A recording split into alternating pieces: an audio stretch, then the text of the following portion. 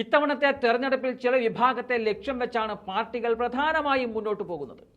കേന്ദ്രത്തിലെ ബി.ജെ.പി. സർക്കാർ അംഗീകരിച്ച വനിതാ സംവരണ ബില്ലായാലും, ഡൽഹിയിലെ ആം ആദ്മി പാർട്ടി സ്ത്രീകൾക്ക് പ്രതിമാസം 1000 രൂപ പ്രഖ്യാപിച്ചതായാലും, സ്ത്രീകൾക്ക് പ്രതിവർഷം 1 ലക്ഷം രൂപ ധനസഹായം നൽകുമെന്ന കോൺഗ്രസിന്റെ പ്രഖ്യാപനമായാലും, എല്ലാ രാഷ്ട്രീയ പാർട്ടികളും ഒരു കാര്യത്തിൽ ശ്രദ്ധ കൊടുക്കുന്നുണ്ട്: സ്ത്രീകൾക്കുള്ള പ്രാധാന്യം.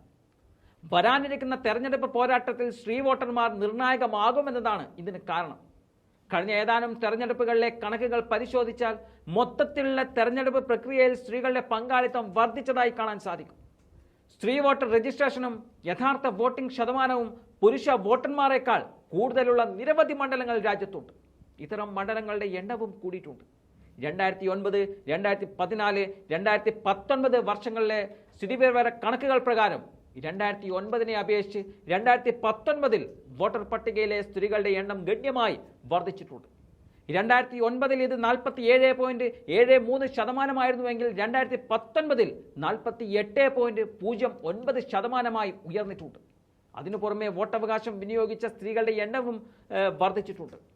സ്ത്രീകൾ വൻതോതിൽ വോട്ടർ പട്ടികയിൽ പേര് ചേർക്കുക മാത്രമല്ല, യഥാർത്ഥത്തിൽ വോട്ട് ചെയ്യുകയും ചെയ്തിട്ടുണ്ട് എന്നതാണ് ഇതിൽ നിന്നും വ്യക്തമാവുന്നത്.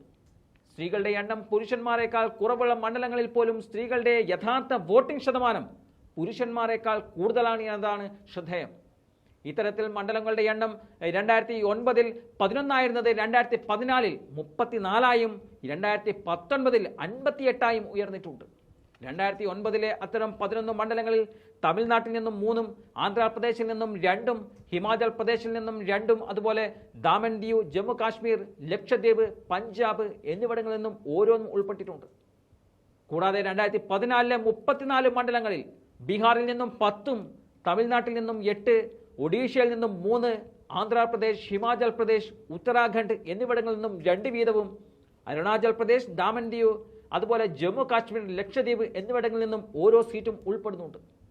2019 58 മണ്ഡലങ്ങളിലെ കണക്കെടുത്താൽ ബീഹാറിൽ 18, ഒഡീഷ, ഉത്തർപ്രദേശ്, പശ്ചിമ ബംഗാൾ എന്നിവിടങ്ങളിൽ നിന്നും 6 വീതവും, ആന്ധ്രാപ്രദേശ്, ഹിമാചൽ പ്രദേശ്, ജാർഖണ്ഡ്, ഉത്തരാഖണ്ഡ് എന്നിവിടങ്ങളിൽ 3 വീതവും, രാജസ്ഥാനിലും അരുണാചൽ പ്രദേശിലും 2 വീതവും, ദാമൻ ദിയു, കേരളം, അതുപോലെ ലക്ഷദ്വീപ്, മേഘാലയ, പഞ്ചാബ്, തമിഴ്നാട്, തെലങ്കാന എന്നിവിടങ്ങളിൽ ഓരോ മണ്ഡലങ്ങൾ വീതവുമുണ്ട്.